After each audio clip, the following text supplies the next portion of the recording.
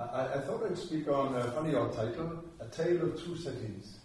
The trouble is, the cities are called Jericho, because there's two cities. And I was reading the opening stanza of the book by Dickens, I think it is. It was the best of times, it was the worst of times. It was, what is it? The best of times, the worst of times, an age of wisdom, an age of foolishness. It was the season of light, it was the season of darkness. It was the spring of hope, it was the winter of despair. And all those things. Dickens comes to a conclusion, it's just like today. And so he just says that times never change. They can be at the same time, light and darkness. And in actual fact, we're going to look at three men tonight who could not see for different reasons. But it's the tale of two cities, and the city is named Jericho. They're just a mile apart, less than a mile apart from each other. The one is now desolate. In the days of Jesus, it would have been desolate. May have had a number of occupants, but mostly the occupants were in the city that was next door to it. The original city, one of the oldest in known civilization, the old Jericho. But that was destroyed by Joshua, and a curse was laid upon it because they withstood the children of Israel. And whatever went on in that city after that, it was cursed. And so a day came when a new city was to be built, and the Romans built the new city, I understand, just down the road, on the road that led from Penyrheol, across the River Jordan, through Jericho, and then up into Jerusalem. It was a busy road. It's a perfect place for begging. You had merchants there, you had pilgrims there. They'd come down on the eastern side of the Jordan and make their way down, and you'd have merchants coming out of the city, going back to the city. It was the perfect place. And so these two men, here Luke says it's just one, but Matthew and Mark tell us that there were two men, two beggars there.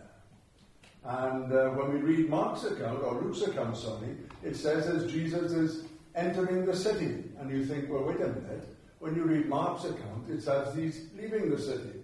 And you think, well, is there a contradiction here? Well, no, what it is, he's walked through the Jordan, he's made the path towards Jericho, he's coming out of the old city of Jericho. As he's leaving that and entering the city, that's where the two beggars are. So there's no contradiction. It just makes sense. Once you know the geographics, then it makes sense as to what's going on. And so it was a busy road. It was a place that was perfect for the governor of taxes. It was a perfect place for him. Because I think Josephus named this region the divine region. It was the fattest in the land of Palestine, as far as he was concerned, in regards of agriculture. It was a rich, rich land. There were, the things on the dates. Not the dates in a calendar, but the dates on a tree. Dates were taken by the Romans from there and spread out through the known Roman world. Balsam also was another, that fragrance that was also grown in that region. And so there was so much business going on there. There was so much transfer of money, so much toing and froing. And so it was the governor of taxes, absolute delight. The tax that you would pay for a boy of 14 to an adult of 65, you would pay taxes. For a girl of 12, till she was, I think, 60 or 65, they would pay taxes, Roman taxes. That would be the norm. There would be 1% tax upon your income. There would be a tenth, if any grain was grown, a tenth of it would have to go to the governor of taxes. If you grew wine, or not grew wine, if you grew olives, or if you grew grapes, and you made wine and olive oil, then a fifth of your produce would go to the government. There were road taxes.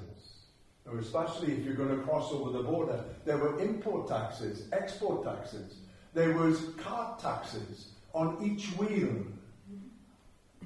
On each wheel. You can understand why there are two wheelers as well. But someone should have invented just a single wheeler.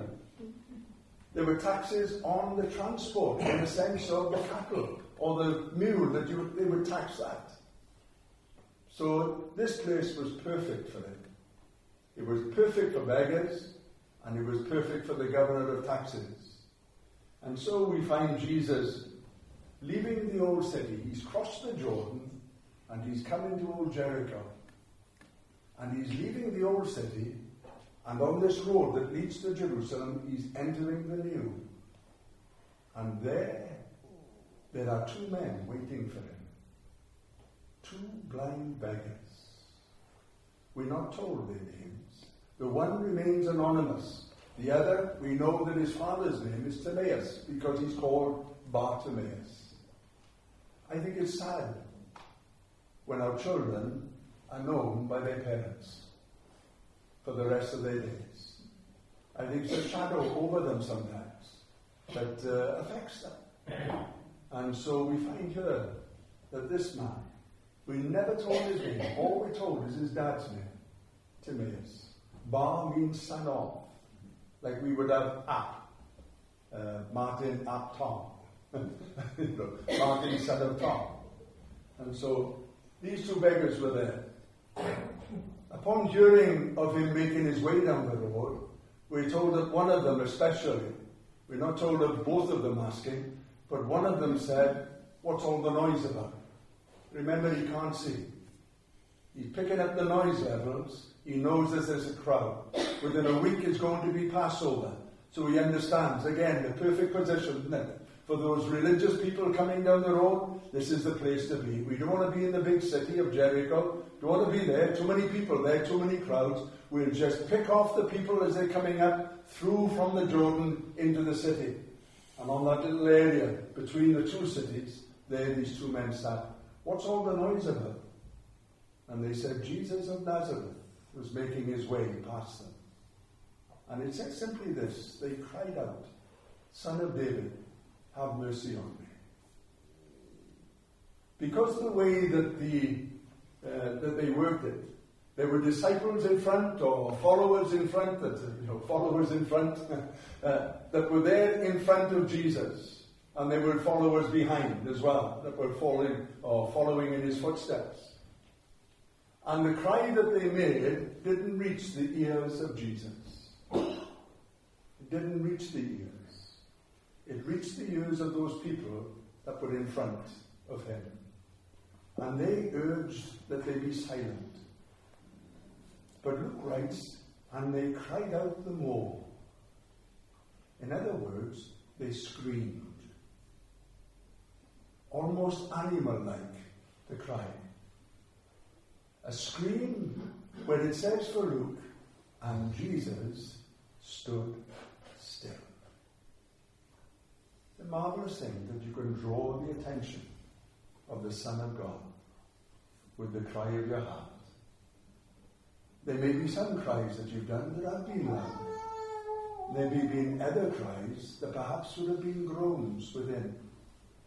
I find it a great comfort that the children of Israel groaned in the days of Pharaoh, and the Lord heard their groans. You don't have to wax eloquent in prayer sometimes. Just the sheer desperation of it all, that someone somewhere would answer your cry. I've heard some people, when they witness to people, they say, give God a chance. Ask him to make himself known to you. Give him a chance. These people, they were that desperate that they were not going to settle for someone telling them to keep quiet.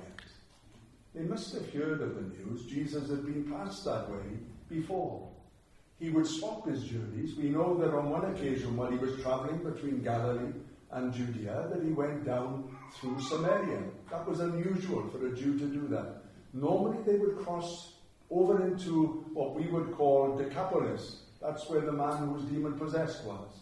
He would cross over the Jordan and come down through there into an area called Penyrheol, and then back across the Jordan to cut in through Jericho. That's the normal way they would go. Now we know that he attended many of the festivals. And so he would have passed this way before.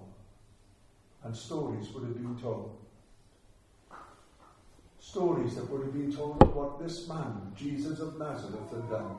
Now they were not going to be silenced at this point. Have you ever been desperate before God before? Have you felt that cry within your heart that he might hear you? Has it been that you've been so conscious of people around you sometimes that it's been stifled? But then a cry comes within the heart. It could be a scream, but it could be a silent prayer that simply says, "Oh Lord, will you please come near? Will you please help?" Jesus stood still. I've often wondered if there were a few bent noses put out when he stood still, and that clutter thing like they have on the tracks when the train stops would have happened. He stood still. Fancy God standing still for you. Fancy that. He's so drawn to this cry. And he turns to the man, he turns to the two and says, What do you want me for? What do you want me to do? And they said, "Lord, that we might receive our sight." They couldn't see. And it says, "Receive your sight. Your faith has made you whole." And they followed him. I wondered if they went to Calvary. Luke says they followed him. They definitely went into the city, and they were going to have some surprises there. But imagine, they were blind, but now they could see. The grace of God, he has to pass this way. And so he came, and blinded eyes were opened, and they followed him. There were great rejoicing. It's funny how people can change, isn't it? Just minutes before, they were grumbling. "Shut up, you haven't got time to talk to you." But now, they were rejoicing gladly. That's the grace of God that can change us, see. We can be people. We measure people up sometimes. We measure situations up. And the next one we're going to meet, people measure him up. We were talking on Tuesday night where Paul was saying, "Listen now, I know no man after the flesh. Even as I knew Christ after the flesh, now I know him no longer like that. I don't know him after the flesh." And we so often weigh people up. My mother was a tyke for it. Absolute tyke. She would eye you up, and within 5 minutes, if you had a twitch that she didn't like, that summed it up. That was the end of the story. And so we are so guilty of this that we weigh people up. We size them up. We come across them, and first impressions is so important to us as it was to my mum. So important to her. And yet so very often we find that when God begins to move, he says, "I don't want you to mark people by their flesh, but their outward appearance." Samuel had to learn that, didn't he? Even in that spiritual context. Samuel, David's brother, walked out, I think he said, "Eliab." You know, look at him, he's just like Saul. Look. Absolute bopper of a bloke. Look at him, head and shoulders. 6'2", eyes of blue. David's brother's after you. That type of thing. And yet when Samuel, surely this is God's anointed. What did the Lord say to him? He said, "Samuel, I don't look on the outside. That's not what I look for. I look for what's on the inside. That's the thing I'm after." When we've gone through these offerings, look, on a Sunday morning, you notice, he's always after what's on the inside. He's not concerned necessarily with the outward appearance. And Paul says, we have got to come to this conclusion that we don't look after people after the flesh. Because they've got long hair. Because they've got B.O. Because they don't fit in with us. Because they talk in a swanky sort of way. Because they don't fit in with our type of culture and the way that we live and think differently, do differently, be differently. All those different things. Paul says, listen, you've got to try and break that. It's hard to break, he says, but you've got to try and break it. That you see on the inside, you don't see the person on the outside, you see what is needed on the inside. Who would have thought that builder putting the door up would have been interested in the Bible? That would have been interested in a hymn at the piano? Who would have thought the two big strapping, honestly, the father and son relationship that they had down at our house, big strapping lads that go down to the gym every single day. And yet they were so interested to find out, what's your job here? What's your job, eh? What's your husband do? Oh, he's a minister, he's a church minister. Oh, and that's where they started from. We tend to think, don't we? Well, surely not a brickie. But yes, a brickie. Yes, a brickie. Yes, a dough fitter. Why not? They received their sight and followed him. Now Jesus entering and leaving the new city now, He's done nothing in the city itself, look. Done nothing in the city in itself. The old city had been cursed. There's nothing about this city. This is a new city, within a mile away. And yet he does nothing inside of it. That's a frightening thought, isn't it? That Jesus could visit us, and he's unable to do anything. He's entered and he's leaving. And as he leaves, he finds another man who cannot see. He cannot see it because of a different reason. We're told of him in verse 2. His name is Zacchaeus. His parents had high hopes for him because his name means innocent or good. Dennis spoke about a little one that she met last week, and she just said, oh, he's such a lovely boy, such a good boy. That's the hopes that Zacchaeus' parents had for him. High hopes, innocent, guileless, a good boy. And then he goes on to say this, that he was chief tax collector. He was regional manager. He wasn't just a tax collector, like Matthew or Levi, if you want to call him that. He wasn't just someone he was the chief tax collector in this vibrant area where there were so many taxes and where you could do a lot of diddling if you wanted to. He was a chief tax collector and he was rich. That's fine. That's all right. I don't worry, Mr. Don't worry. He could not see for one reason. The crowd being as big as it was. Listen carefully. The crowd being as big as it was, but he did nothing in the city. Stop and think about it just for a minute. The crowd as big as it was, yet he could do or did nothing. I don't know if it's a case of he could not do anything. He did nothing. He came in, he was coming out. And he's leaving the city by the gates. And this man is there waiting for him. But he can't see him. You see, his name might have been Zacchaeus, innocent, good boy, good man. Might have meant that, but everybody knew him. As far as society would have been concerned, Jewish people now in that city, they would have despised him. He would have been considered unclean for the religious leaders. To touch him would have meant, as far as they were concerned, they were soiled. He would have been banned from the synagogue, not allowed into the synagogue, because he would have been treated as a traitor to the cause. He would have been looked upon as a servant of Rome and nothing else but a servant of Rome. He would not have been considered whilst of Jewish blood, he would not have been considered to have the privileges that a Jew might have in that land. He was despised, he was banned, he was rich, he was a tax collector. I mentioned this morning about the word trespass, that part of the meaning for trespass means treachery. He would have been looked upon as treacherous. Now he could not see because the crowd wouldn't give an inch. The Bible says he was of little stature. He was that short that he couldn't see through the crowd. And so, just like the two men, he determines to have his view of Jesus.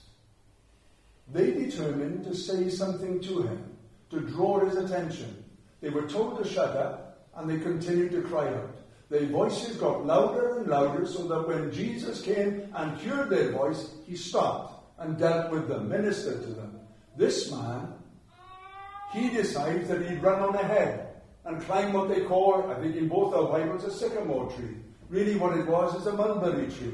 Easy tree to climb, straight trunk with horizontal branches going up. Perfect tree. If you're going to take your kids to go climbing, take them to a mulberry tree. There's hardly any danger in it at all. There he goes, up the branches. And he sat there waiting. He's ahead of Jesus and he's up in the tree. The crowd are there watching and listening and driving on, looking for the moment when Jesus will leave the city, and within a day's journey he'll be at Jerusalem. It's just over 15 miles from Jericho to Jerusalem. And so within a day's journey, that would be a normal working day distance to walk, 15 miles. So when everybody was talking about us in February, March, walking to Penyrheol and saying you must be nuts, that would have been normal. That would have been normal. How times have changed, isn't it? How we become soft. We have though. We become soft. I've become soft. You've become soft. We've adjusted to the improvements in society and in all the things that we've got, all the different handy things that we've got. We got soft. I did a little bit of work the other day and I was walking around, you think my back was stuck. All I was doing is a little bit of deadheading, and I stooped in a position that I shouldn't have stooped in and held it there. The next half hour I'm walking around like that. We're soft. But for them it was a normal journey, about 15 miles. The women would be considered to walk. The poor old women. They would go ahead of the men and set up camp.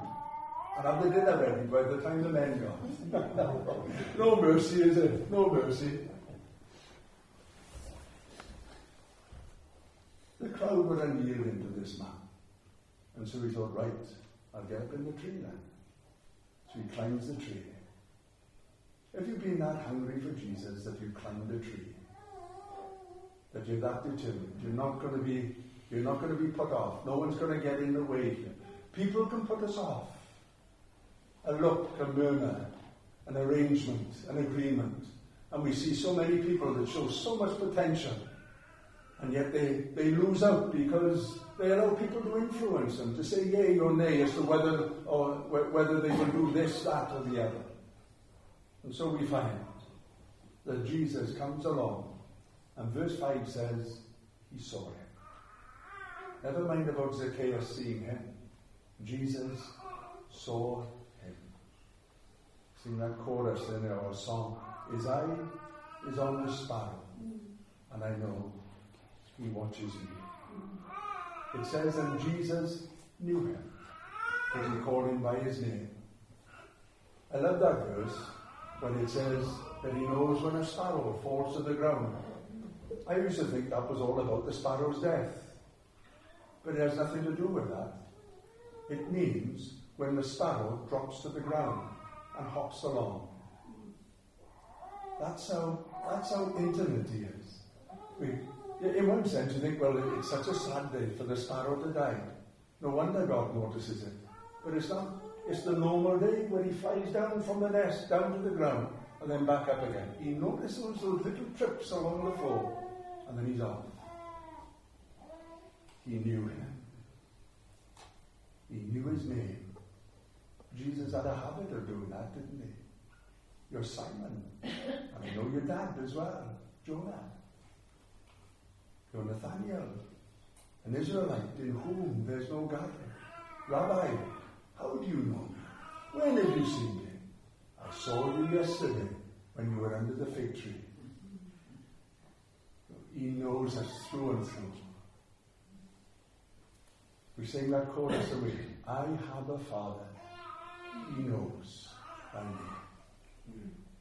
This Saviour that we've got. He saw him up the tree and he knew him. He called him. Have you felt the call of God in your soul? Have you felt the call of Christ drawing out towards you? You've made that attempt to get closer, and you felt a failure. The noise of the crowd is taking over now. They're coming closer and closer. Surely he'll never notice me up here. And what's the first thing he does is he comes to this mulberry tree. He looks up into it, and there he sees Zacchaeus. Come on down, Zacchaeus. Come on down.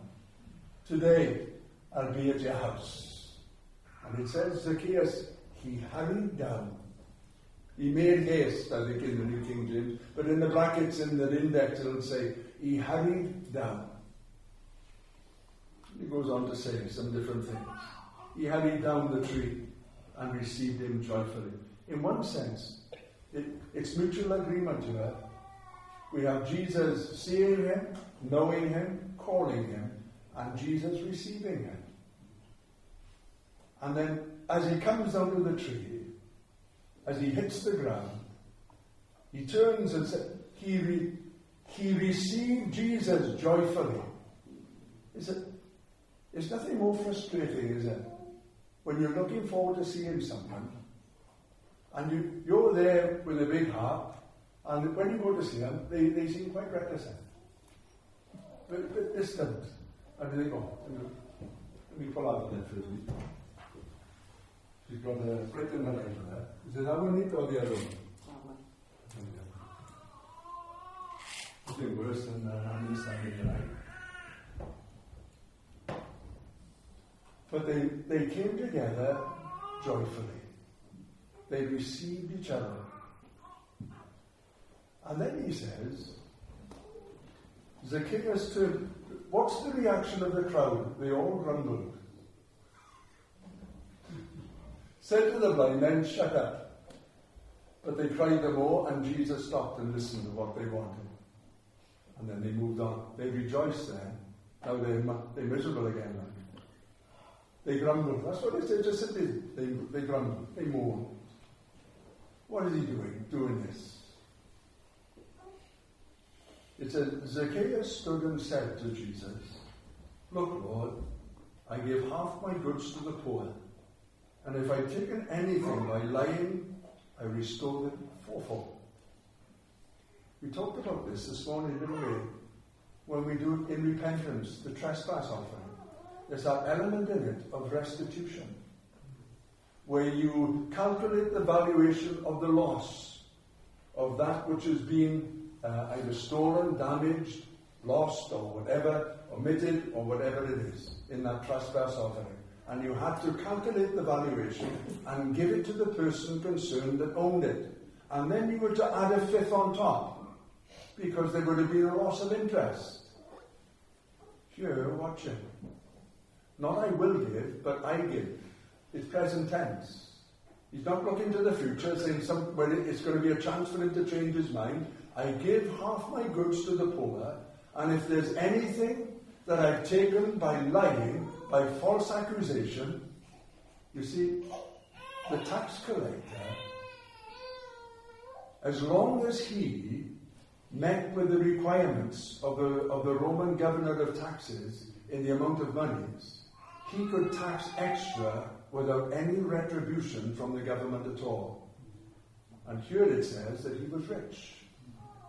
This man he'd stitched up quite a few people. And when people said about Zacchaeus, you can imagine it, innocent. You're all right, dear. You can almost imagine it. But what a wonderful change in my life has been wrought since Jesus came into my heart. One of the most spiritual verses that I think I've ever come across is this. Concerning Paul, when he writes to the Ephesians, I've said it on a number of occasions, him that stole, so they've been stealing.